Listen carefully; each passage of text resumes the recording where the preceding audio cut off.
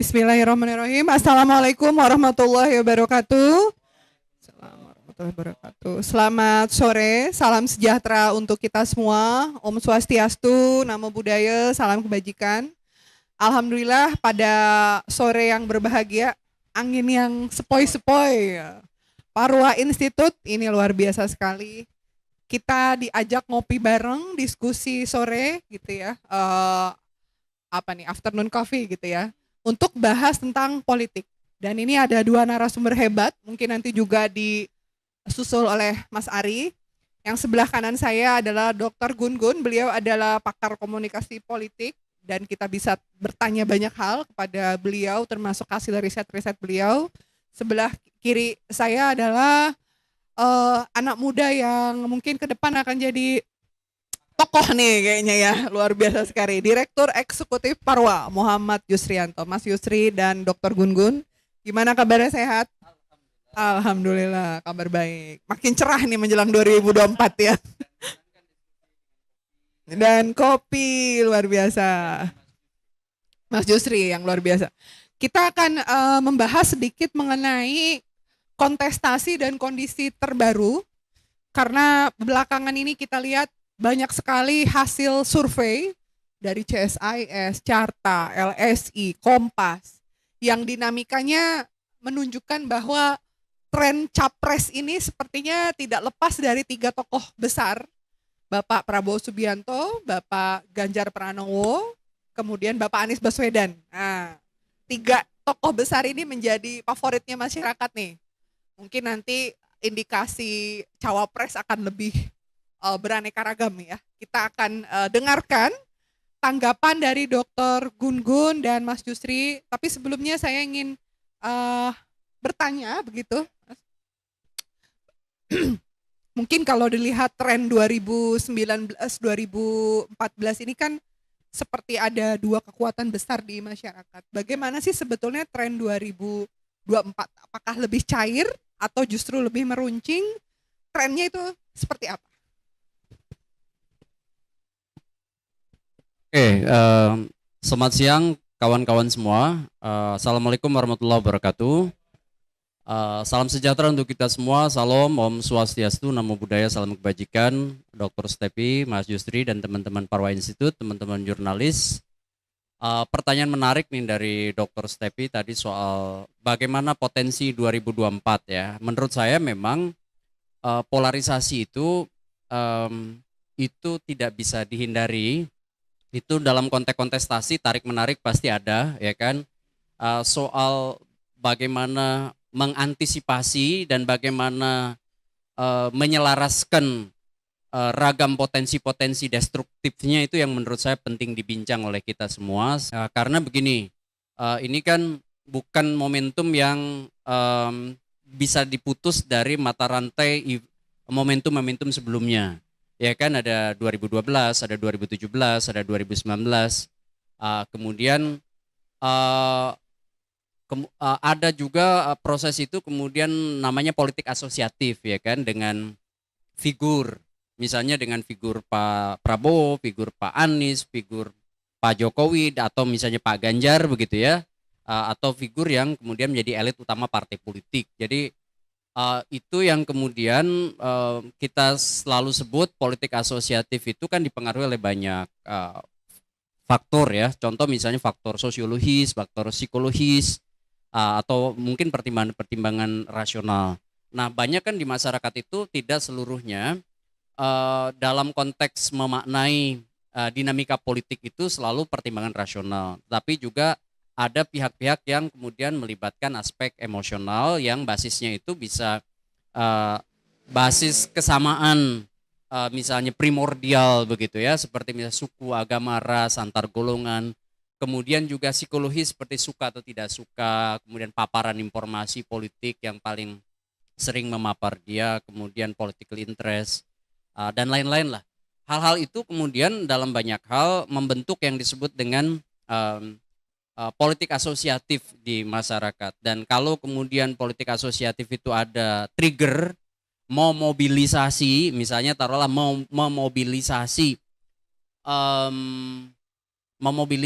orang bukan karena berarti bergerak bukan karena kesadarannya, melainkan misalnya karena perilaku kolektifnya gitu, maka bisa aja kemudian polarisasi itu mengarah ke hal yang destruktif. Contoh misalnya benturan antar suku, agama, ras, antar golongan, dan itu yang harus dihindari dalam konteks misalnya penyelenggaraan pemilu. Kenapa? Karena kalau misalnya pemilu itu kan sebenarnya harusnya kalaupun ada konflik, itu konflik yang realistis. Artinya bisa diselesaikan melalui koridor hukum, koridor konsensus politik yang kemudian kita buat dalam aturan main, kan begitu. Tetapi kemudian seringkali Mbak Dr. Septi bahwa orang kemudian lebih mengarah pada konflik non realistis yang kemudian di situ sulit sekali disembuhkan meskipun proses pemilunya itu udah selesai. Sehingga kemudian orang gontok-gontokan, orang marah-marahan gitu ya, orang kemudian benci bahkan, sehingga polarisasi itu menjadi sangat tajam. Dan itu harus menurut saya solusinya, ya Mas Ari, solusinya menurut... Datang Mas Ari, silakan bergabung. Mohon maaf nih, dimulai lebih awal Mas Ari nih, silakan. Ya. Jadi gimana?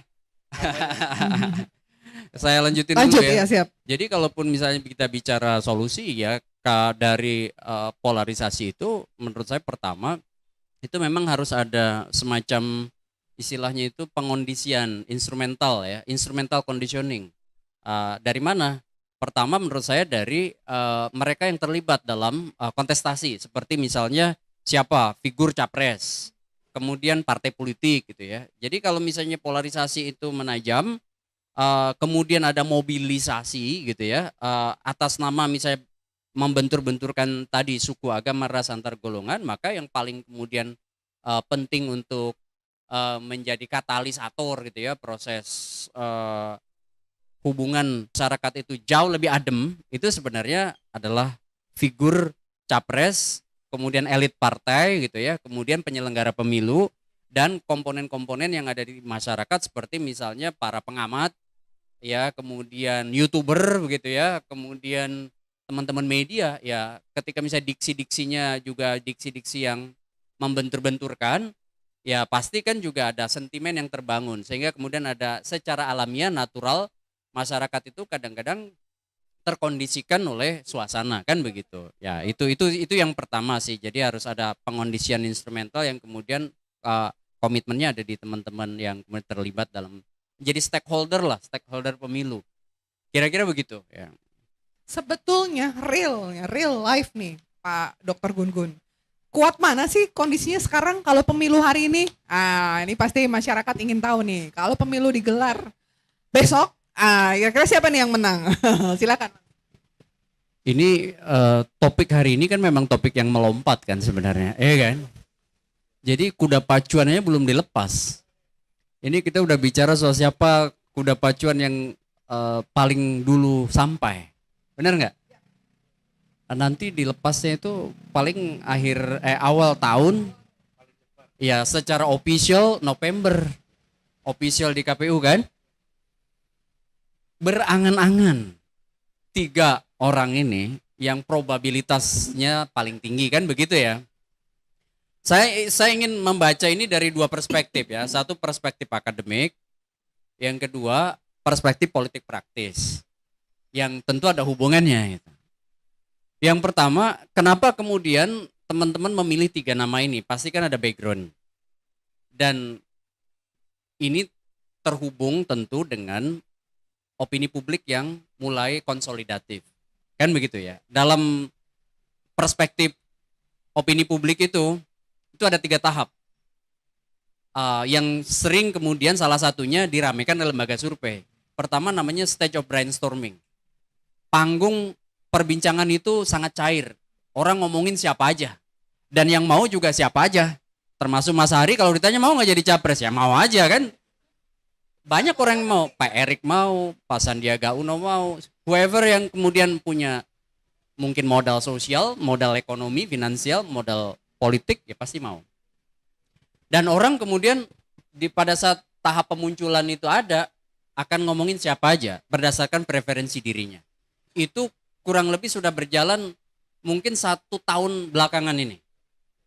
Nah, mulai 3 bulan terakhir saya lihat trennya itu udah mulai masuk yang disebut dengan stage of consolidation. Ya, jadi opini itu mengonsolidasikan diri dalam konteks penguatan-penguatan nama. Dan salah satu yang menyumbang proses penguatan itu adalah media dan lembaga survei. Termasuk Mas Ari ini, YouTuber ya kan. Jadi nama termasuk teman-teman Parwa, ini kan stage of consolidation nih, mengonsolidasikan nama. Dan saya pikir tahap ini sudah kebentuk nih sekarang. Jadi ada namanya koorientasi ketika 2 orang atau lebih dari masyarakat itu kemudian ketika ditanya siapa yang paling potensial, maka di top of mind-nya itu muncul tuh nama-nama seperti Prabowo. Yang 3 orang ini, 3 orang top of ini. mind-nya, oke. Nah, dan itu kemudian tambah Ridwan Kamil. Ya. Jadi di ragam survei bunyi itu menunjukkan bahwa proses koorientasi sudah terjadi dan pro kontranya sudah mulai mengonsolidasikan diri juga di figur-figur itu. Misalnya ada yang megang Ganjar, ada yang megang Pak Anies, ada yang megang misalnya Pak Prabowo, dan itu mulai tuh kita bisa ukur prosentasenya secara kuantitas, berarti pendekatan positifis, ada juga kemudian pendekatan kualitatif dengan cara misalnya berbincang secara lebih serius di beragam forum, di ragam daerah, dan nama itulah yang kemudian juga muncul. Nah, nanti menurut saya akan muncul yang disebutkan solid stage ya. Nah, solid stage-nya saya prediksi itu di awal tahun. Ketika misalnya bertemunya arus konsolidasi opini di masyarakat dengan kebutuhan partai politik. Ya. Nah, kenapa sekarang saya bilang belum? Karena semua lagi cari timing. Kalau Nasdem mengambil positioning, karena dia memang punya strategi, kalau saya istilahkan itu strateginya itu dari ZOPA dulu tuh, Zone of Possible Agreement. Jadi dia membuka area dengan nyebut 3 nama. Ada Ganjar, ada Anies, ada Andika Prakarsa, waktu 15 sampai 17 Juni. Itu namanya ZOPA strategi itu. Memang ini textbook banget sih sebenarnya kalau dijelaskan. Jadi itu dia membuka nama, kemudian dari 3 nama itu sambil kemudian buying time. Dan setelah buying time, kemudian dia mengerucut ke namanya the best alternative to negotiate agreement. Jadi pilih 1 nama, dan itu nama Anies. Dan yang dia istilahnya why not the best katanya gitu ya. Makanya kan muncul why not the best. Kenapa nggak yang terbaik katanya dan itu pun menurut saya kan masih proses. Prosesnya menegosiasikan dengan mitra. Nah, jadi kalau ditanya apakah 3 nama ini memang berjalan dari perspektif akademik bisa dijelaskan, tentu sangat bisa dijelaskan. Semakin sering nama itu disebut, ya kan? Dan semakin kemudian orang di exposure, diterpa oleh nama-nama itu, maka lambat laun loker kognisinya. Dan sekarang menurut saya loker kognisi kalau dibuka, maka yang pertama keluar adalah nama Ganjar, nama Prabowo, nama Anies Baswedan. Nah, masalahnya adalah tadi kan pertanyaan politis. Dari ketiga nama itu siapa yang kemudian punya kans untuk kemudian memenangi kontestasi? Baca dulu konteksnya. Konteksnya apa? Apakah kemudian ketiga nama itu benar-benar menjadi the real candidate atau tidak? Ya kan? Masalahnya kan kita nggak bisa kemudian memprediksi nama, ya kan? Jika kemudian nama itu hanya kemudian menjadi peramai ya di stage of consolidation ini. Nah, untuk sampai di solid stage menjadi kebutuhan partai, menurut saya biasanya bacaan akademik dan praktisnya itu bermuara pada 3 hal. Pertama adalah yang disebutkan aspek besar kemungkinan orang ini terpilih di market, di basis pemilih. Itu yang disebut probabilitas perolehan suara. Jadi hukum probabilitas perolehan suara itu akan menjadi kebutuhan partai pada akhirnya. Sekarang misalnya seperti PDIP, ingin Puan, ingin Ganjar. Nanti pada akhirnya itu akan bermuara pada apakah partai ini akan ingin menang atau tidak. Nah, kalau ingin menang pasti salah satu kuncinya adalah siapa yang kemudian lebih punya probabilitas perolehan suara. Peluang besar kemungkinan untuk memenangi kontestasinya tinggi. Itu yang pertama.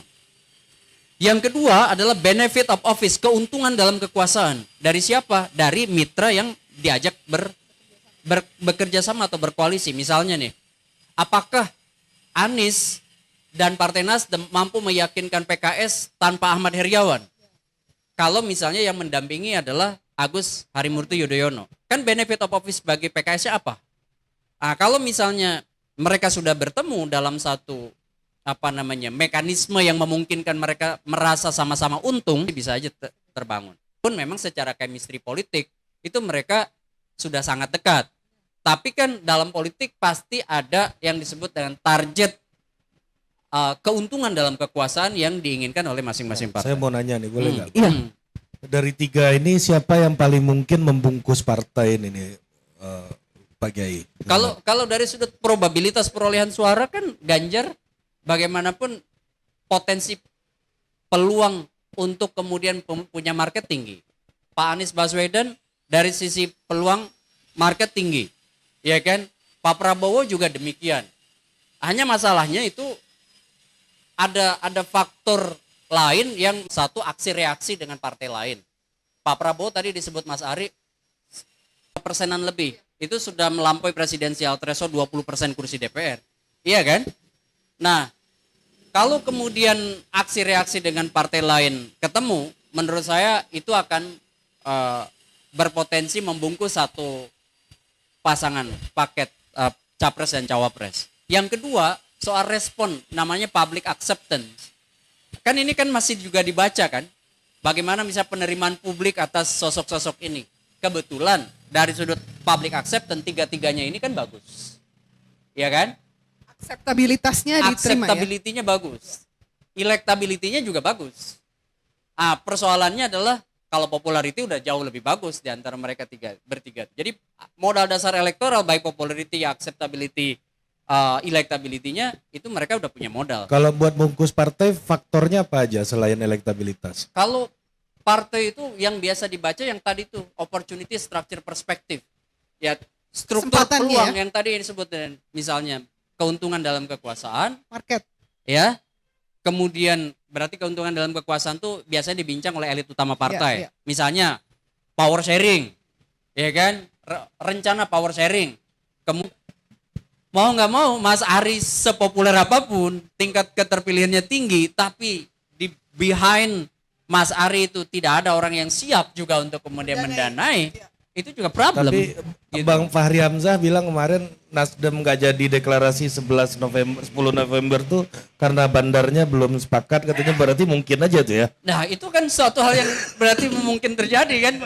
Teorinya Iya betul. Pak Gun-Gun tadi, iya kan?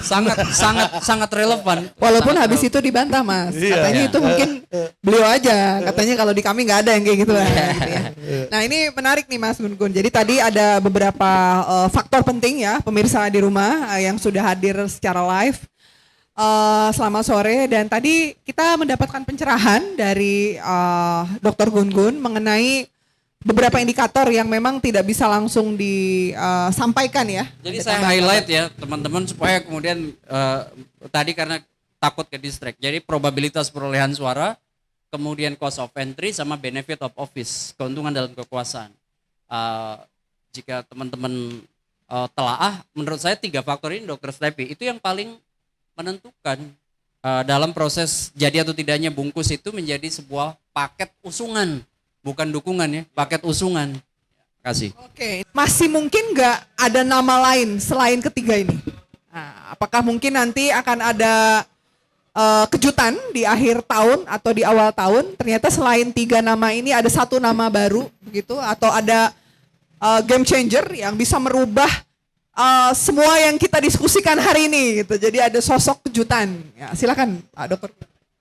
Oke, dalam bacaan saya kalau kita bicara soal konstelasi pilihan partai politik, bicara soal figur, itu memang masih menjadi pasar kenapa Pak Jokowi kemudian kecenderungan membangun semacam skema daya tawar ya dengan kemudian menaikkan posisi daya tawarnya atas internal PDI Perjuangan dengan banyak sekali misalnya memberi front stage ya, memberi panggung depan kepada Pak Prabowo, itu harus dibaca menurut saya juga sebagai upaya inisiatif Jokowi memperbesar ruang negosiasi. Contoh misalnya ketika misalnya Pak Prabowo dibawa oleh Pak Jokowi, bahkan ada statement misalnya di HUT Perindo kemarin ya, bahwa ini adalah jatahnya Pak Prabowo. Ini menurut saya bukan berarti pernyataan official Jokowi mendukung Pak Prabowo. Jangan kemudian linier bahwa itu adalah clear dukungan Jokowi pada Pak Prabowo. Tapi ini adalah skema justru menaikkan daya tawar gerbongnya Jokowi. Iya kan? Artinya begini, kalau misalnya Pak Jokowi memberi sinyal itu, bisa kemudian kita tafsiri Jokowi bisa punya the best alternative to negotiate agreement tadi. Jadi alternatif terbaik untuk kemudian dinegosiasikan. Dengan siapa? Ya tentu dengan PDI Perjuangan. Contoh misalnya, kan kita sama-sama tahu lah, dia sangat dekat dengan Ganjar begitu ya kan. Dan Ganjar sekarang sedang dalam tanda petik pertarungan internal, memperebutkan tiket ya kan. Terutama dari PDI Perjuangan, betul nggak? Nah ketika misalnya dia punya kuasa Pak Jokowi, meskipun tidak eksplisit menyebut Ganjar, tapi sinyal-sinyal politiknya itu kan mengarah ke Ganjar. Cuman itu akan kembali ke game changer di PDI Perjuangan, yaitu Ibu Mega. Kalau kemudian Bu Mega sebut aja misalnya menjadikan momentum 2024 itu sama frame berpikirnya dengan Puan Maharani, begitu ya, atau Puan sama dengan Bu Mega, misalnya tetap PDI Perjuangan mencalonkan Puan Maharani dengan argumen sudah punya satu tiket ya untuk maju dalam kontestasi, berarti kan Puan diusung oleh PDI Perjuangan, maka the other side ya kan of power dari Pak Jokowi kan harus ada. Nah maka kemudian dia menghidupkan yang disebut dengan potensi koalisi besar, betul nggak? Potensi koalisi besar yang mungkin saja bisa menyatukan circle Gerindra, PKB, dan KIB. Nah persoalannya kan itu menjadi sebuah secara kuantitas yaitu bisa menyatu kekuatan dalam satu kongsi politik besar.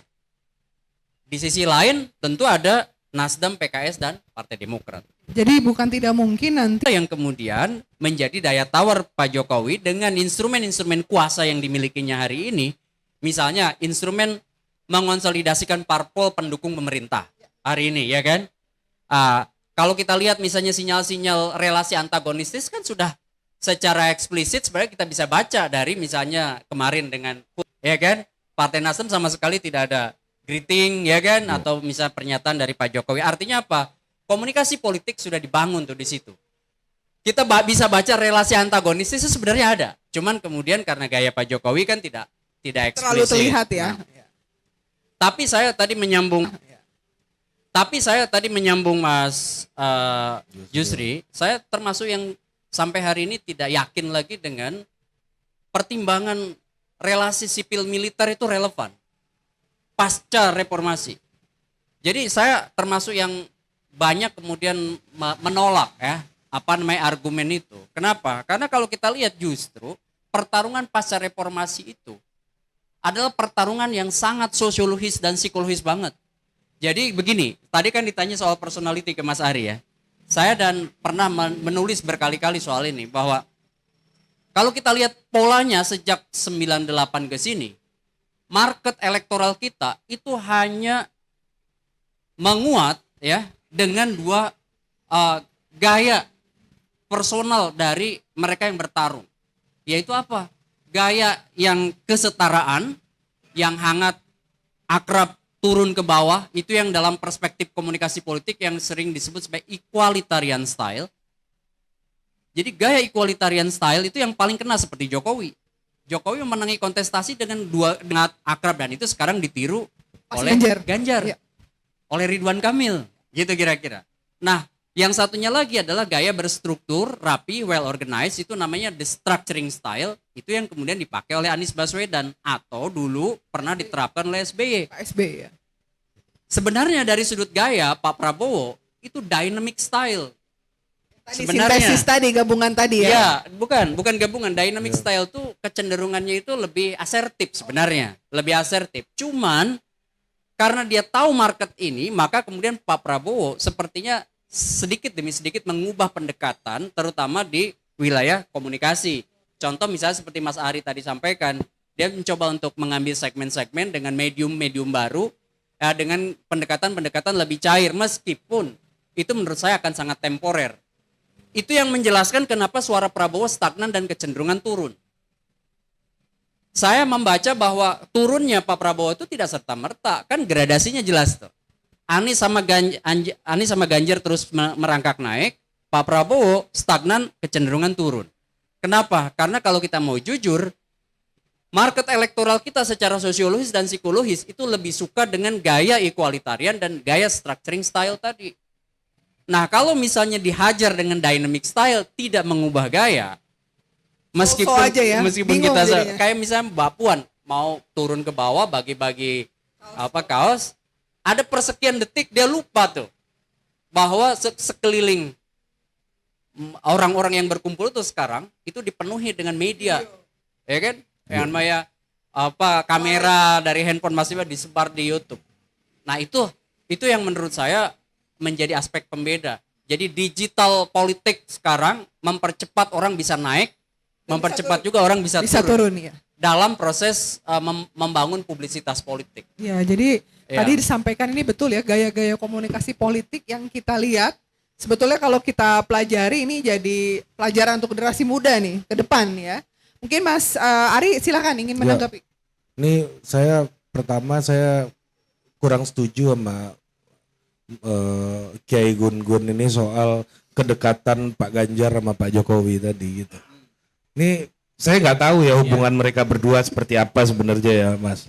Tapi saya mau Lee Kuan Yew, Go Chok-tong tuh nggak ada apa-apanya. Ketika Go Chok-tong jadi Perdana Menteri, Lee Kuan Yew jadi Menteri Senior kan, ada jabatannya sendiri dibikinin gitu. Jadi apakah Mas Ganjar tidak jadi apa-apa tanpa Pak Jokowi? Nah itu pertanyaannya. Kalau saya cenderung melihat bahwa orangnya Pak Jokowi itu adalah orang yang nothing tanpa Pak Jokowi, siap aja. Mungkin Pak Luhut gitu misalnya karirnya udah menurun di politik, tiba-tiba ada Pak Jokowi dia naik lagi. Pak Pratikno yang tadinya rektor kemudian jadi pejabat gitu misalnya. Terus siapa lagi? Ya orang-orang yang ya termasuk Pak Prabowo menurut saya. Yang tanpa Pak Jokowi, Pak Prabowo gak akan pernah mencoba menjadi pejabat sipil pertama loh. Gitu.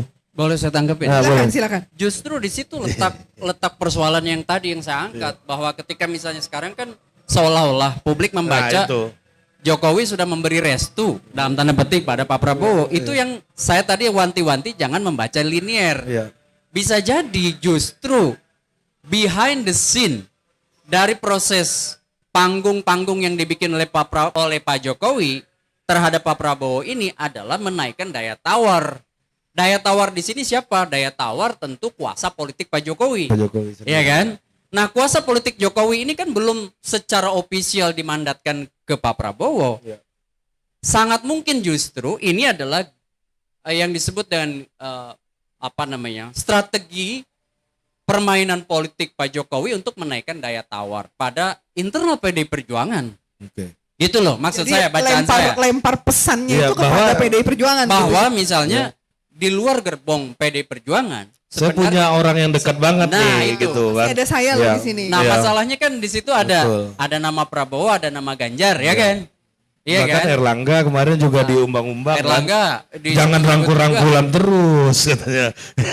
Makanya kemudian dari pernyataan saya itu sebenarnya simpulannya begini, Pak Jokowi sedang mengukuhkan yang disebut dengan kuasa politiknya di injury time dengan kepentingan investasi kuasa politik pada siapapun yang kemudian berpotensi menang di 2024. Nah, ini dalam konteks keberlanjutan juga gitu loh. Makanya dia harus investasi, dan betul dalam beberapa Ganjar menurut saya akan punya yang disebut dengan kepentingan berada dalam circle Jokowi gitu loh.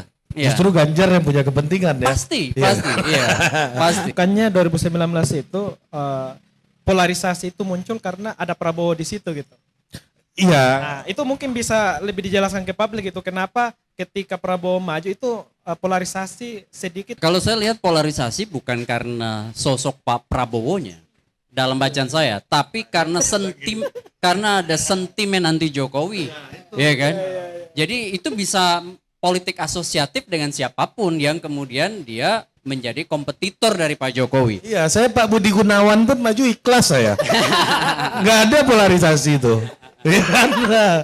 Jadi kalau kita lihat nih Mas Jus ya, 2014 ya itu kan tidak bisa dilepaskan juga dari konstelasi 2012, 2014, 2019 itu adalah reinforcement, peneguhan.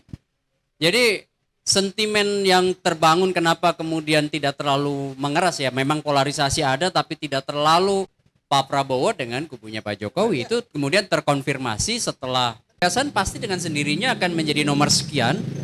Kenapa? Karena hampir seluruh medium perbincangan warga mulai dari YouTube, mainstream media, TV, koran dan lain sebagainya lebih banyak saya bicara figur bukan bicara gagasan. Maka kemudian menghadirkan politik gagasan, ini bukan Nasdem ya, menghadirkan politik gagasan itu menjadi penting dalam konteks itu. Nah masalahnya adalah, sebentar dulu. Ya, kita aja memuji orang agak hati-hati gitu sekarang kan. Ya bukan Nasdem gitu, bukan Pak Prabowo. Silakan. Contoh ya, ada satu praktek menarik misalnya pernah didokumenkan dalam film tuh Our Brain is Crisis. Oh iya, Castillo Our Brain, ya. iya. Iya kan? Sandra Bullock. Iya, bagaimana misalnya politik itu bicara soal momentum. Ketika misalnya sentimen mampu dibangun, misalnya dengan pendekatan-pendekatan tertentu, bagaimana misalnya lewat campaign, orang yang kaku gitu ya, itu kemudian bisa dihubungkan dengan situasi uncertainty, anxiety, ketidakpastian, ketidaknyamanan, kemudian itu menjadi sebuah momentum bagi dia untuk hadir dan kemudian berpotensi untuk dipertimbangkan sebagai potensial leader dan akhirnya terpilih kan begitu. Dalam banyak hal juga waktu Donald Trump ya versus Hillary kan begitu.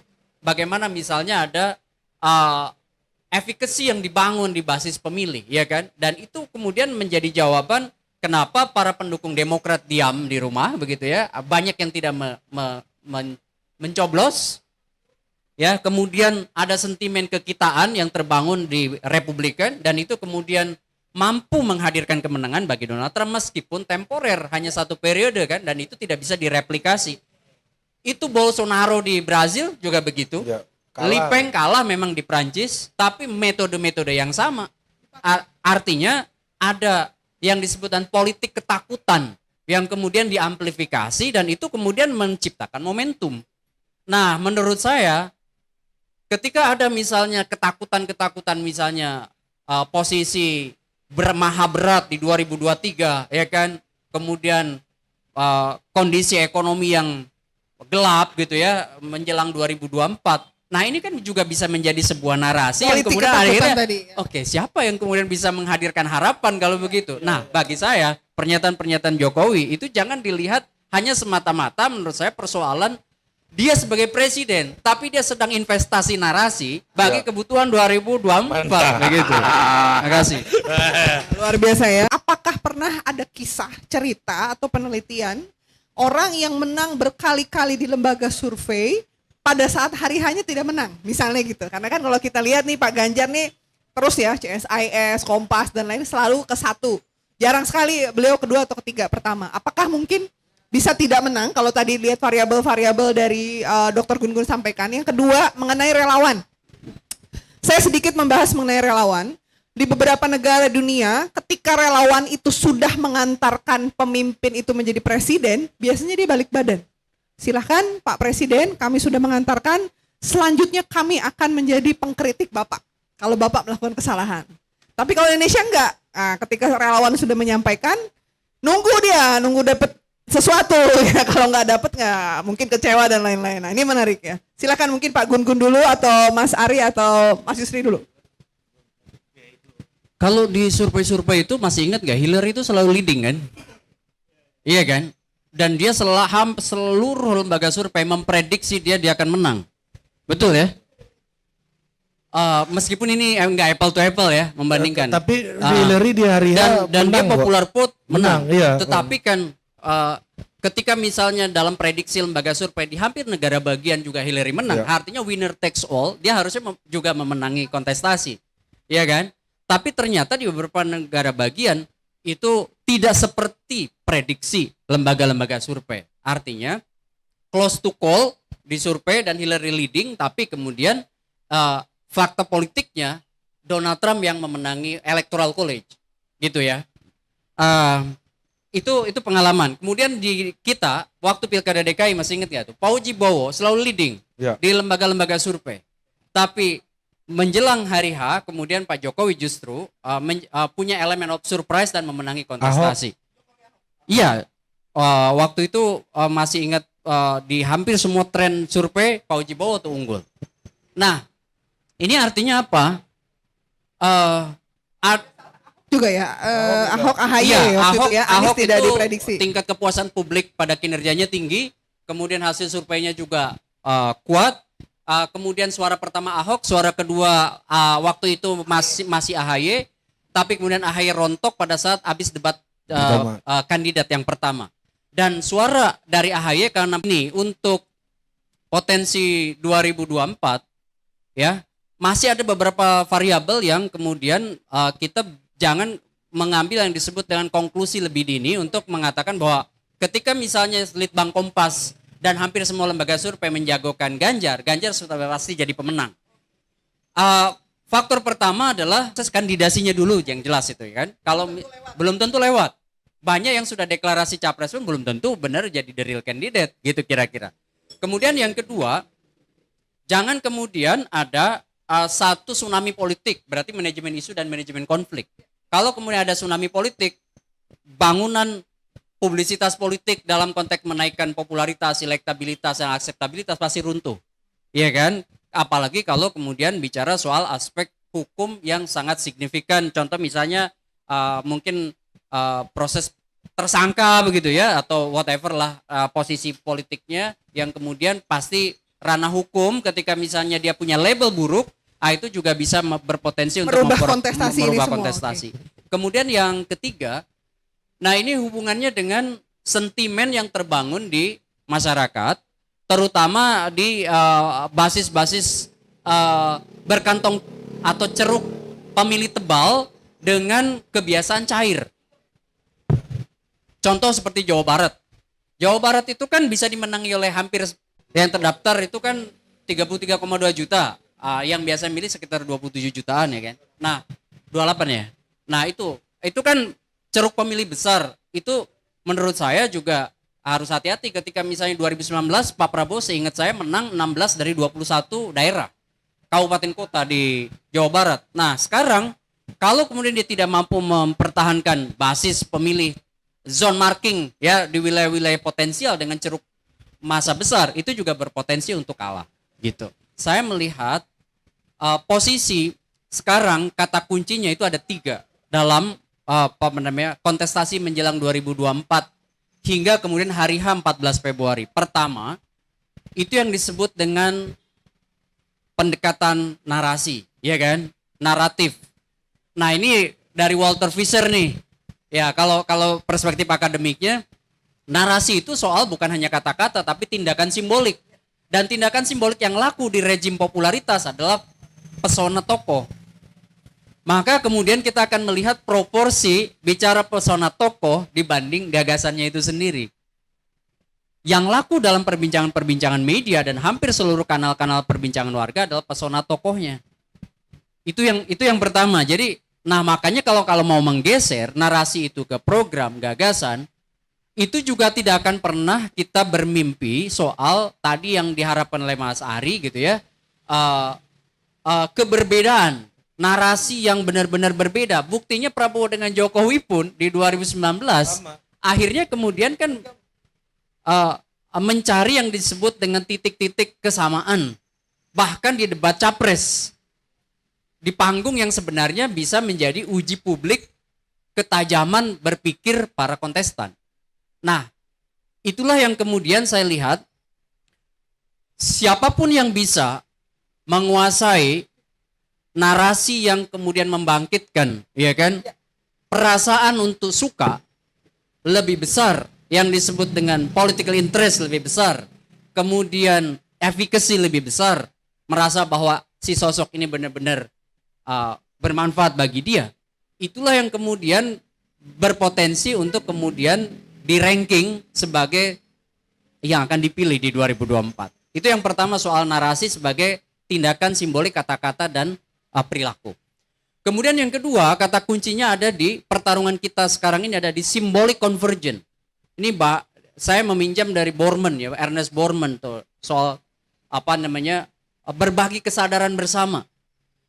Contoh misalnya Jokowi menang 2014, kenapa sih? Karena dia mempersonifikasi dirinya sebagai kita.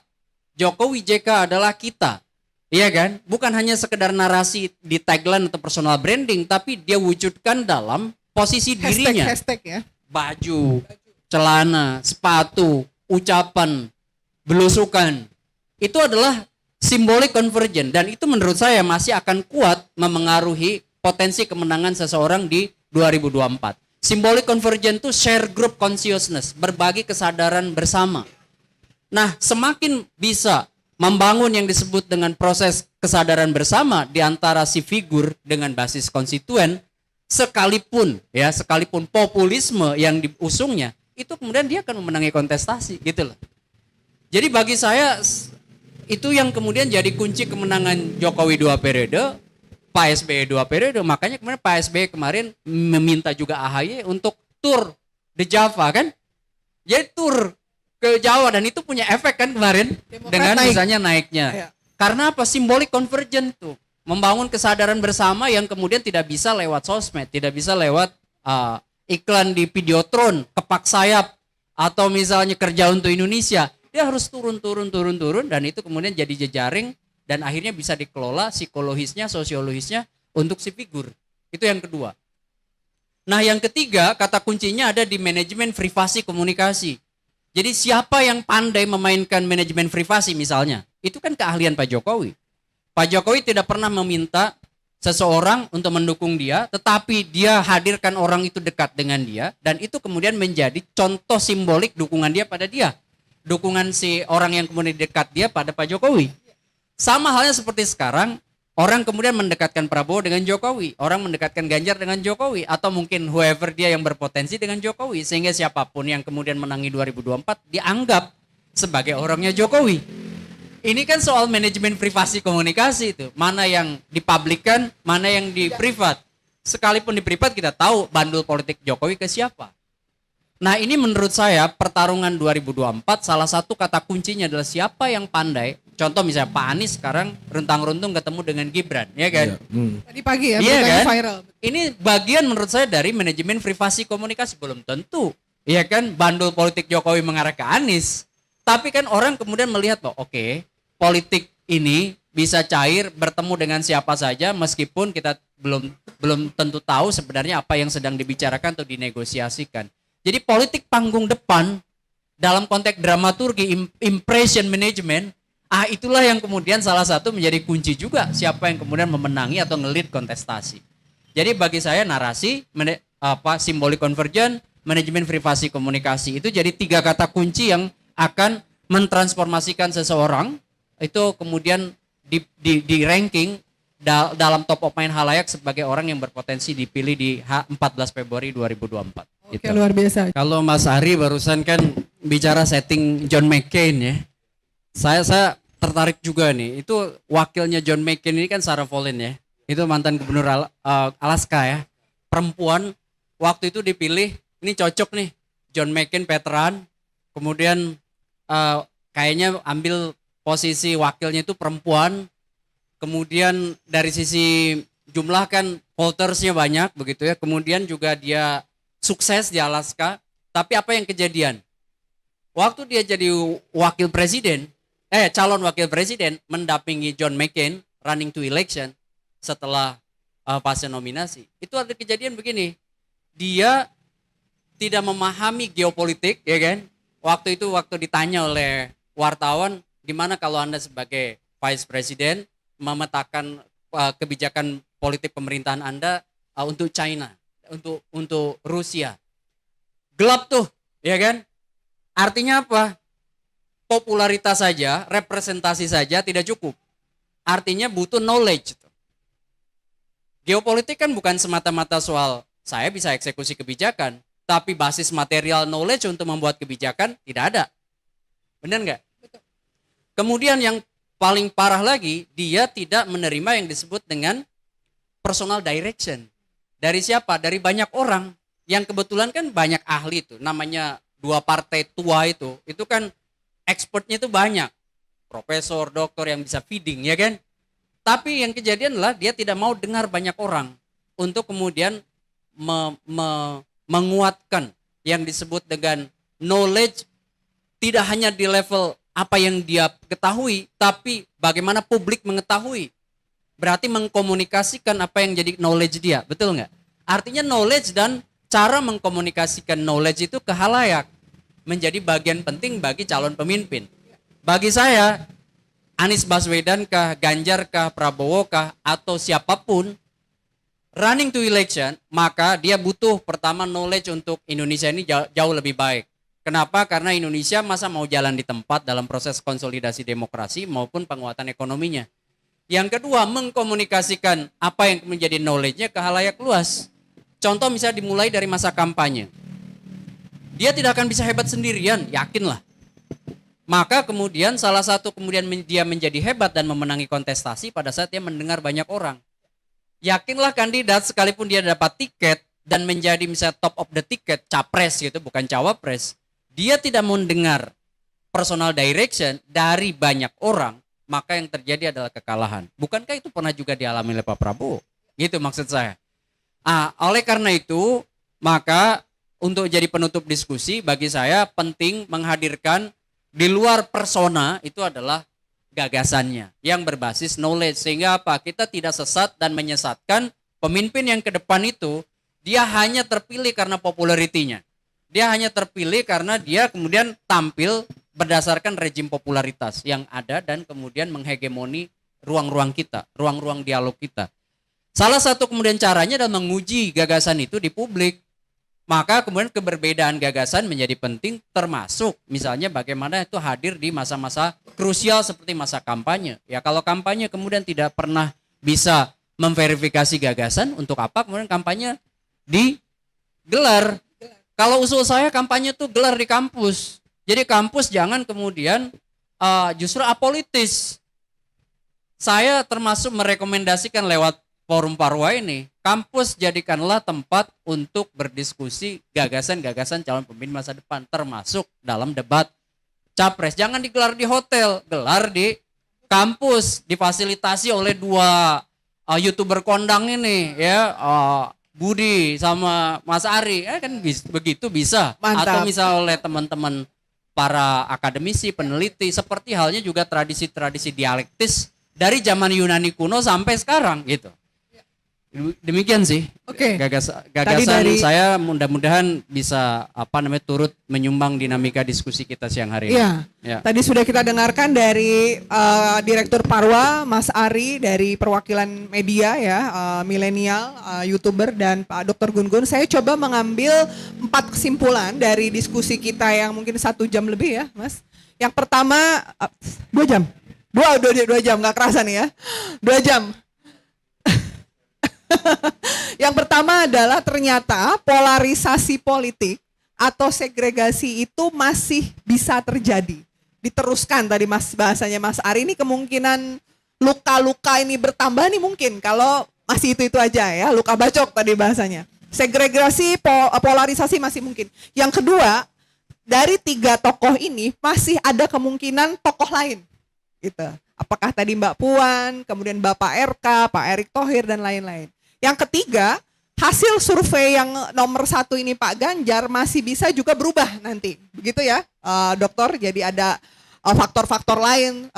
Tadi yang terakhir adalah tadi saya setuju sekali ya bahwa gagasan ini menjadi penting dan kita memerlukan dialektika terbuka. Jadi peran-peran YouTuber, selebgram, influencer ini sekarang betul-betul harus dikedepankan karena udah nggak laku lagi namanya PR analog, harus PR digital gitu. Jadi memang tugas kita bersama agar segregasi ini tidak terlalu besar.